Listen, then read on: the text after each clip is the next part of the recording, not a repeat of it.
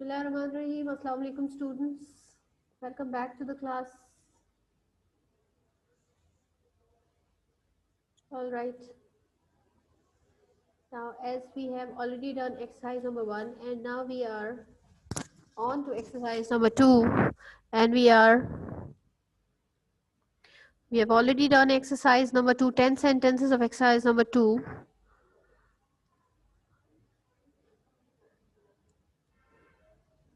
Okay.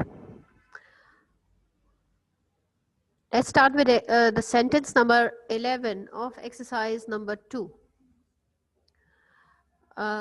In your book, this is page number 81. Okay.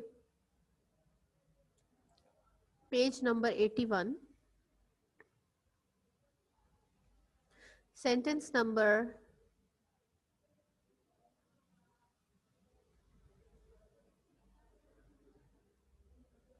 Okay sentence number 11 हवाई जहाज ने 7:45 बजे परवाज शुरू की.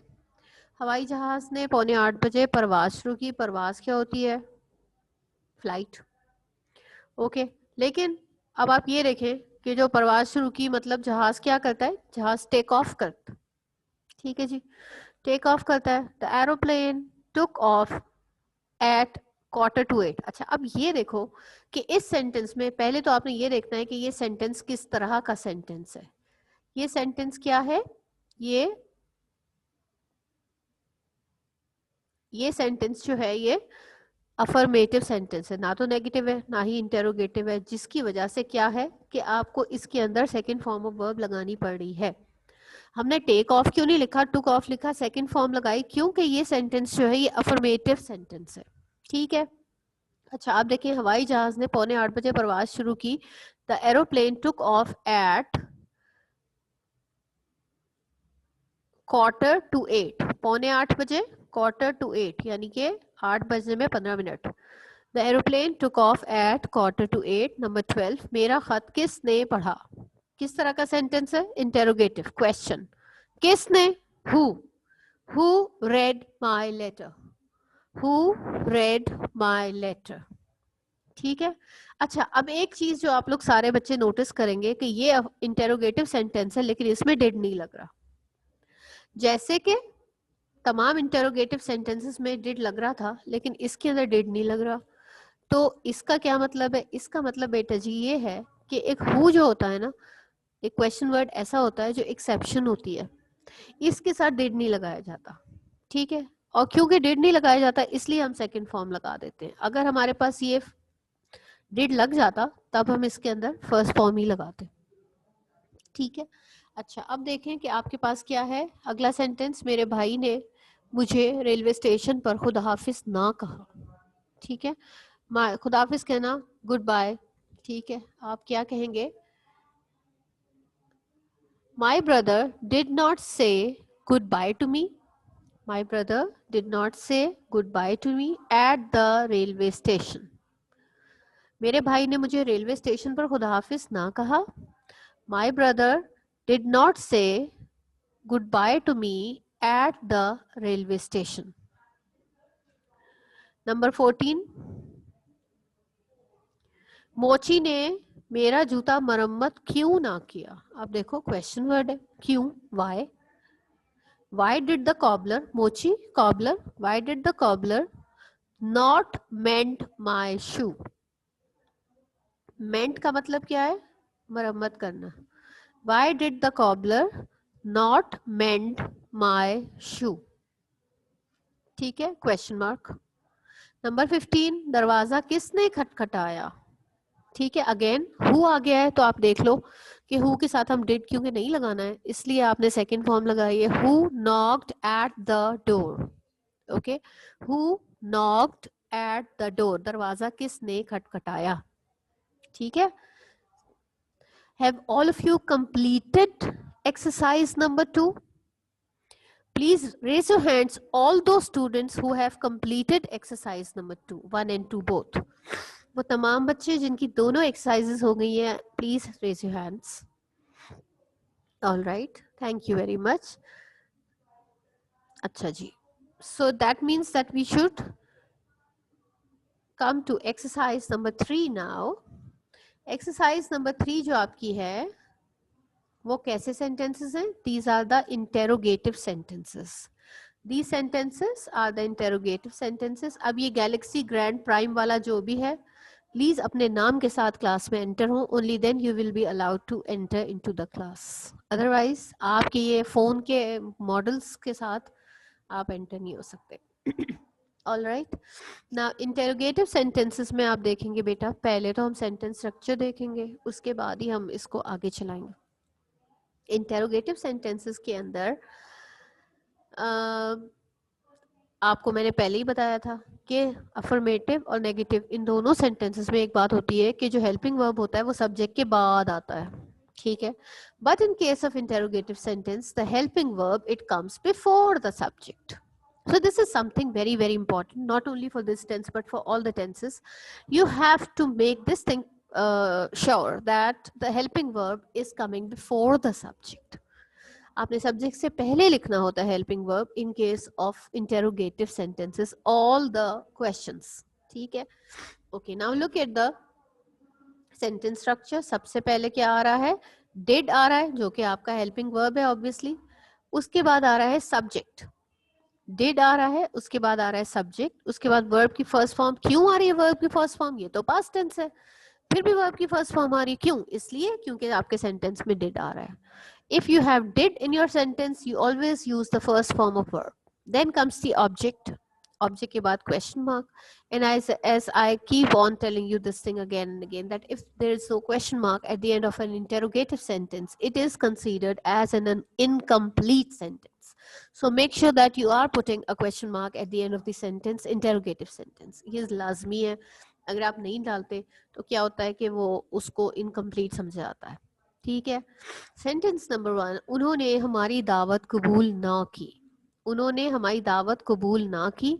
They did not accept our invitation. Accept कबूल करना, फर्स्ट फॉर्म लगाई. क्यों? इसलिए सेंटेंस में डिड था. They did not accept our invitation. Invitation दावत. They did not accept our invitation. Number 2. अच्छा, अब ये देख लो आप लोग के एक्सरसाइज नंबर 2 और 3 में क्या हुआ है कि नेगेटिव और इंटेरोगेटिव सेंटेंसेस जो है वो मिक्स हुए हुए. So I think it is good for you so that you have enough practice of negative sentences and interrogative sentences side by side. अगर मिक्स होके सेंटेंसेस आपको पेपर्स में आते हैं तो sometimes you get confused कि ये क्या है भाई इस तरह. तो अगर आपको इस तरह की मिक्स सेंटेंसेस की एक्सरसाइज मिलती है तो you get more confident about things. Okay, number 2. क्या तुम्हारे दोस्तों ने तुम्हारी कामयाबी पर मुबारकबाद दी? क्या तुम्हारे दोस्तों ने तुम्हारी कामयाबी पर मुबारकबाद दी? Did your friends congratulate you? मुबारकबाद देना, कॉन्ग्रेचुलेट करना. Did your friends congratulate you on your success? Did your friends congratulate you on your success? ठीक है. इसके बाद देखें बेटे. अच्छा, कमरे में झाड़ू किसने दिया? किसने दिया? किस मतलब हु.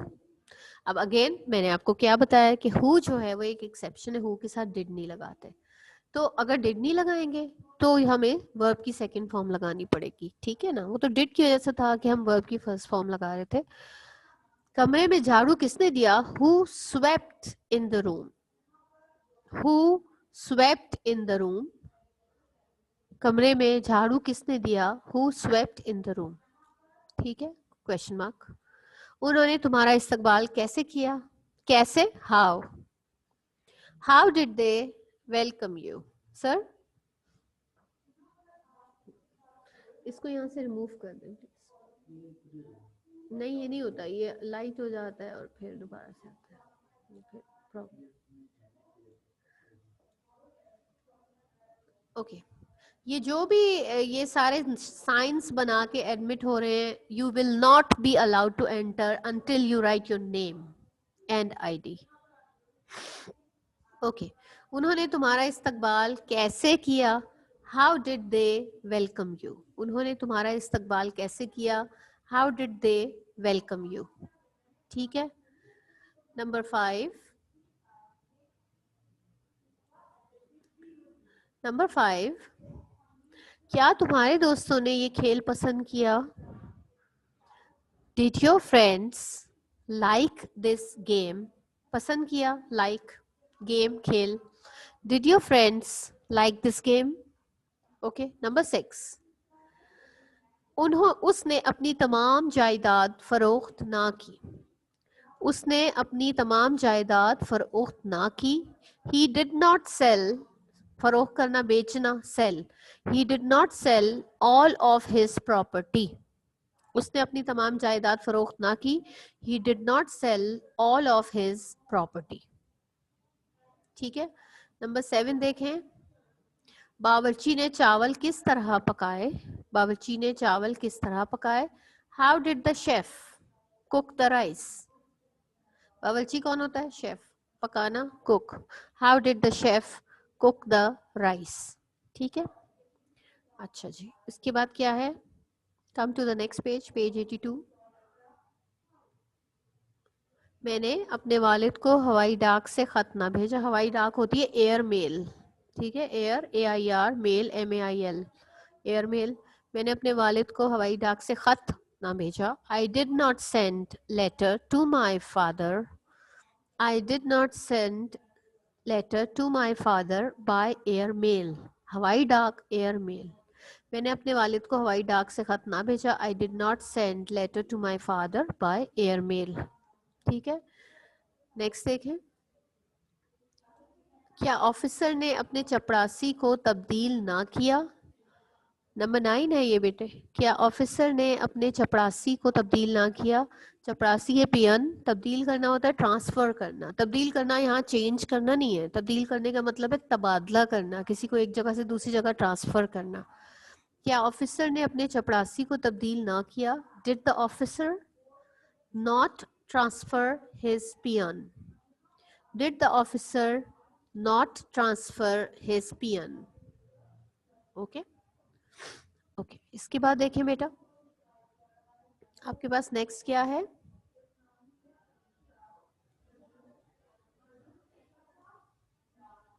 और जितने बच्चों की वीडियोस ऑन होती है बेटा, हमारे पास ये सारी चीज रिकॉर्ड में होती है. Anyone who will show the video, उस बच्चे को क्लास से रिमूव कर दिया जाएगा. और दूसरी मर्तबा जब वीडियो हमें नजर आएगी तो we will remove the student forever. It means that you will not admit the class after that. आज की नहीं, कल भी नहीं, परसों में नहीं, कभी भी नहीं. So please do not do it.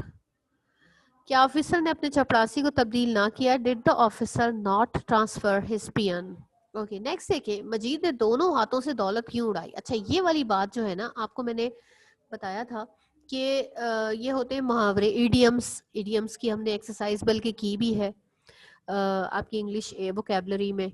Idioms क्या होते हैं कि जिसके अंदर वर्ड्स तो कुछ और होते हैं मगर एक्चुअली में उनके मीनिंग्स कुछ और होते हैं. अब ये देखो, दोनों हाथों से दौलत उड़ाने का मतलब ये थोड़ी है कि दोनों हाथों से पैसों को उड़ा रहे हैं. इसका मतलब है फजूल खर्ची करना, बिला वजह ऐसी जगह पैसे खर्च करना जहाँ पे नहीं जरूरत. ठीक है. मजीद ने दोनों हाथों से दौलत क्यों उड़ाई? Why did Majid burn the candle at both ends? अच्छा, अब ये क्या चीज है? Burn the candle at both ends, यानी कि एक कैंडल से भी काम चल सकता था. उसने दोनों तरफ कैंडल जलाई. इट मींस उसने फजूल खर्ची की.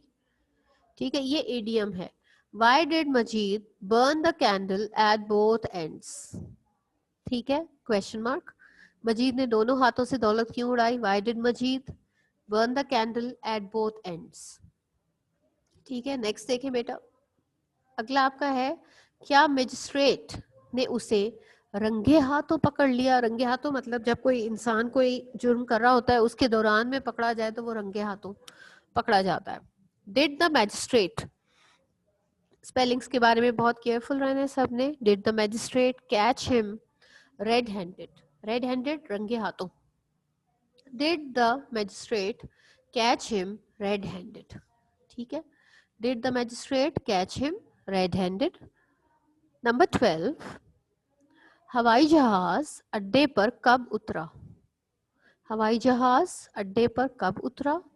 कब? व्हेन डिड द एयरप्लेन, आप एयरप्लेन की जगह एरोप्लेन लिखना चाहें आपकी मर्जी है. When did the airplane land at the airport? When did the airplane land at the airport? ठीक है. व्हेन लैंड का मतलब क्या होता है, जहाज जब एयरपोर्ट, अड्डा क्या है यहाँ पे, जहाज का जो अड्डा होता है उसे क्या कहते हैं, एयरपोर्ट कहते हैं. When did the airplane land at the airport. Number 13, क्या तुमने प्रवास से लुत्फ उठाया. प्रवास क्या है, फ्लाइट है. लुत्फ उठाना, इंजॉय. क्या तुमने प्रवास से लुत्फ उठाया, did you enjoy the flight. क्या तुमने प्रवास से लुत्फ उठाया, did you enjoy the flight. ठीक है, आगे देखें. नंबर 14. नंबर 14 आपके पास क्या है, मालगाड़ी मुसाफिर गाड़ी से कहाँ टकराई. मालगाड़ी क्या होती है, गुड्स ट्रेन, जिसके अंदर सिर्फ सामान जाता है, इसमें लोग नहीं ट्रैवल करते, इसमें सिर्फ सामान एक जगह से दूसरी जगह ले जाया जाता है. मुसाफिर गाड़ी क्या होती है, पैसेंजर ट्रेन. ठीक है. आपका ये सेंटेंस क्या है कि मालगाड़ी मुसाफिर गाड़ी से कहाँ टकराई. कहाँ, वेयर. अच्छा, वेयर के बाद आपने हेल्पिंग वर्ब लगाया. वेयर डिड द, मालगाड़ी क्या है, गुड्स ट्रेन. गुड्स सामान, माल. Where did the goods train. अच्छा जी. उसके बाद है टकराई, कोलाइड. वर्ब क्या है, कोलाइड. कोलाइड का मतलब होता है टक्कर हो जाना, टकरा जाना. Where did the goods train collide with the passenger train. Where did the goods train collide with the passenger train. ठीक है. नंबर 15 देखें. तुमने मुझे फैसले से आगाह ना किया. तुमने मुझे फैसले से आगाह ना किया. You did not inform me of the decision. जब मैं आपको prepositions करवा रही थी तो मैंने आपको बताया था कि इन्फॉर्म के साथ हमेशा ऑफ आता है prepositions में. यू डिड नॉट, तुमने मुझे, फैसला क्या होता है, डिसीजन होता है, आगाह करना, इन्फॉर्म करना. You did not inform me of the decision. ठीक है. You did not inform me of the decision. All right, students, that is the end of exercise number 3. Now, what am I going to tell you that you should take? I am showing you the 3 exercises once again, and all those who have missed any of the lines from the exercise or anything, you can take a screenshot of that exercise, and you can have it completed later on. But make sure that this work is not only done as the homework. जो आप लोगों ने homework मुझे submit करना है, उसके अंदर आपका ये काम किया हुआ, जाहिर बात है आप लोग ये sentences you don't have to. अच्छा, एक बात जहन में रखना कि जो homework आप लोग मुझे loose sheets पे send करेंगे, उसके अंदर आपको हरगिज़ ज़रूरत नहीं है कि आप जो हैं वो उसमें उर्दू सेंटेंसेस लिखें. इसकी कोई ज़रूरत नहीं है. आप क्या करेंगे, शीट्स के अंदर आप लोगों ने करना सिर्फ इतना है कि आप लोग exercise number, like you will give the heading past indefinite tense, और उसके अंदर एक्सरसाइज नंबर 1 की हेडिंग डालें and put the number and write the English sentence, because that is only a practice that you are doing. ठीक है. आप लोगों ने जो होमवर्क मुझे भिजवाना है उसके अंदर आपने ये तमाम सेंटेंस, तीनों एक्सरसाइजेस जो हैं, इनके उर्दू नहीं लिखनी, नंबर्स डाल के इंग्लिश लिखनी है, लेकिन उसकी heading past indefinite tense exercise number 1 दी हुई होनी चाहिए ताकि मुझे पता चले कि ये क्या काम है. ठीक है. इसके बाद okay, all of you take the screenshot of this exercise number 1.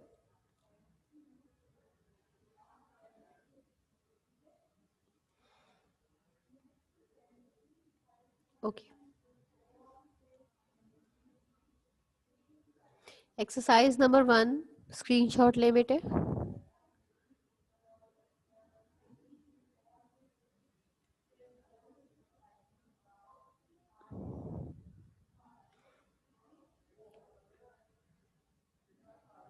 Page 80 पे आए.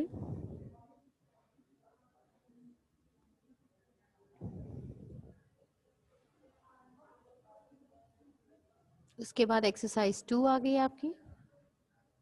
एक्सरसाइज नंबर 2 में देखिए, नेगेटिव सेंटेंसेस. एक्सरसाइज नंबर 2 का स्क्रीनशॉट लें.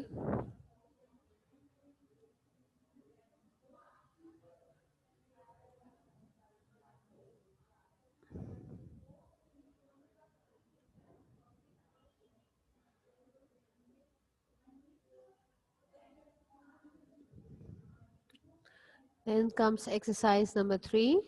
Exercise number 3 is interrogative sentences. Page 81. Page 81 का स्क्रीनशॉट लें सब बच्चे.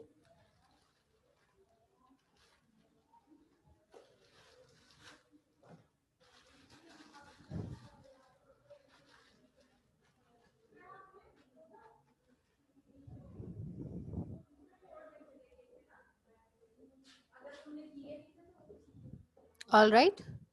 Now, students, I guess that it is all clear with you and you know exactly. अब इसमें कोई confusion तो नहीं है, ठीक है? आप लोगों ने क्या करना है कि आप लोगों ने ये वाला काम अपनी बुक्स में कंप्लीट करना है और तीनों एक्सरसाइज पे आज की डेट डालनी है आपने. Today is 30th November. You will write November 30, 2020. तीनों एक्सरसाइजेस पे ये वाली डेट डली हुई होनी चाहिए. November 30, 2020 इस एक्सरसाइज के ऊपर आप तीनों पे डालेंगे, इसको बुक में कंप्लीट करेंगे और शीट्स में लिखेंगे. आपके लिए ये मैं फेवर कर सकती हूँ कि शीट्स के अंदर आप उर्दू सेंटेंसेस ना लिखें, खाली एक्सरसाइज नंबर वो सबसे ऊपर पास्ट इंडेफिनिट लिख दें और उसके बाद आप क्या करें कि जो आपकी एक्सरसाइज नंबर है वो डालें और बस उर्दू सेंटेंसेस नंबर डाल के इंग्लिश सेंटेंसेस नंबर डाल के लिखते जाएं, उर्दू सेंटेंस ना लिखें. ठीक है, ये कर लें. अच्छा, अब एक इसके अंदर मैंने ये देखा है कि एक बच्चा है जिसने लिखा हुआ है अपना नाम iPhone 12 Pro Max. बेटा जी, आपके पेरेंट्स ने आपके कितने अच्छे अच्छे नाम रखे हैं. ये कोई तो अच्छा नाम तो नहीं है ना जो तुम लोगों ने अपना लिखा है. ये जितने भी बच्चे ऐसे हैं जिनको लगता है कि वो अपने फोन का मॉडल्स दिखाएंगे और somebody get impressed, you are wrong. कोई भी impress नहीं होता. Please do not do this. Enter the class with your name and with your ID. जितने बच्चे आज, वैसे माशाल्लाह आप लोगों की स्ट्रेंथ अच्छी है, 61 पार्टिसिपेंट्स हैं, लेकिन 61 तो स्ट्रेंथ नहीं है ना क्लास 7 की. So all those students who are absent in today's class, please make sure वो उनके जो भी friends आज क्लास ले रहे थे और मुझे सुन रहे थे, आप लोग उनको इन्फॉर्म कर दें that you have to be here in the class tomorrow. चलें, आज पहला दिन था, हो सकता है कि हम इसको, but make sure that you are there in the class, attend all the classes. जो भी काम हर किसी भी सब्जेक्ट का करवाया जा रहा है वो काम रिपीट नहीं किया जाएगा, ना ही वो आपको स्कूल आने के बाद बुक में करवाया जाएगा. It means that you have to do it with us during the online classes. Complete it here when you will come back in January after this winter vacations. आप लोग जब वापस आएंगे तो ये सारे काम का आपका एग्जाम होगा, उस वक्त हम आपको ये वाला काम कंप्लीट नहीं कराएंगे, आपसे इसका टेस्ट लेंगे. So please be with us, be regular, do your work daily. अपना काम डेली का डेली करोगे, कभी भी ओवरबर्डन नहीं होगे. All right, I hope everything is clear to you. क्या कोई भी बच्चा ऐसा है जिसने कोई क्वेश्चन पूछना है? इतने सारे बच्चों ने हैंड रेज किए हुए, अगर कोई क्वेश्चन पूछना है तो हैंड रेज रखो, otherwise please lower your hand. इतने सारे लोगों ने सवाल पूछना है.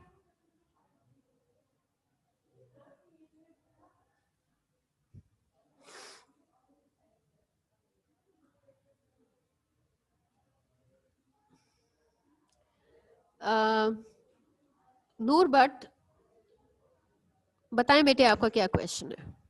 अस्सलाम वालेकुम टीचर. वालेकुम सलाम बेटे. टीचर, हमने होमवर्क कब सबमिट करवाना है? उस पे डेट नहीं लिखी हुई. उस पे डेट नहीं लिखी है, लेकिन जब आपने पेपर सबमिट कराने की डेट लिखी हुई है ना 28, यस, उसी के साथ आपने अपने ये भी सबमिट करना है. Okay, thank you teacher. Okay okay. Alizeh unmute करें बेटा जी. अस्सलाम वालेकुम टीचर. वालेकुम सलाम बेटा. टीचर, मुझे आपसे ये पूछना था कि ये जो हमारी क्लासेस शुरू हुई हैं आज से, हाँ. ये पहले कहाँ तक ये हैं क्लासेस, कब तक होंगी? बेटा 12:15 से 4:15 तक है. आप लोगों को इसका टाइम टेबल तो आप लोगों को फॉरवर्ड किया गया है ना, लेकिन खैर मैं आपको फिर भी बता देती हूँ. 12:15 से 4:15. आपके पास नहीं है टाइम टेबल? टीचर है, मैं आपसे पूछ रही हूँ जी. ये पहले मंडे थर्सडे होंगी, फिर फ्राइडे सैटरडे संडे ऑफ होगा? बेटा 4 days a week क्लास होगी. जी हाँ, जैसे पहले होती थी बिल्कुल वैसे ही. Okay teacher, thank you. और आपने शुरू में आपको एंटर होने में प्रॉब्लम हो रही थी, कोई मसला तो नहीं है? टीचर मैंने स्क्रीनशॉट्स ले लिए हैं. ले लिए हैं ना? So please complete your work. Okay, all Okay. Right. Okay, yes. Mujtaba, please unmute yourself. अस्सलाम वालेकुम मिस. जी बेटे. अच्छा मिस, मैंने आपसे ये पूछना है कि ये जो क्लासेस हो रही हैं, कल क्लास है हमारी? जी हाँ, बिल्कुल डेली होगी. मंडे, ट्यूसडे, वेंसडे, थर्सडे, 4 दिन क्लास होगी.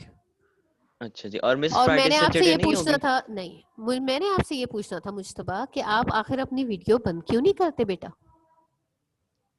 मिस वो बंद होती है लेकिन मेरा गलती से ऑन हो जाती है, हाँ, बस थोड़ा लेकिन मैं ख्याल बंद ही रखा रखता करो हूँ वीडियो. बेटा. ठीक है ना? Okay miss. ओके ओके, अल्लाह हाफिज. ओके. All right student. और मिस, अच्छा मिस, ये ना ये जो मेरा नेट का इशू था, ये मैं 12 क्लॉक से लेके बैठा हुआ था, लेकिन ये सिग्नल की प्रॉब्लम था, इस वजह से मेरा फर्स्ट लेक्चर मिस हो गया. तो मिस ये बेटे हो मैंने सकता है कुछ? स्क्रीनशॉट, मैंने अभी आपको सारा दिखाया दोबारा, इसलिए कि आप स्क्रीनशॉट्स ले लें, सिर्फ इसीलिए.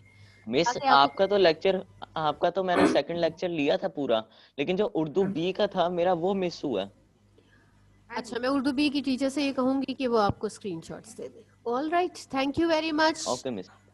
All right, students, that is the end of the class. See you tomorrow. Please complete your work and make sure that you are doing it on book and loose sheets both. All right, that is all. Allah Hafiz.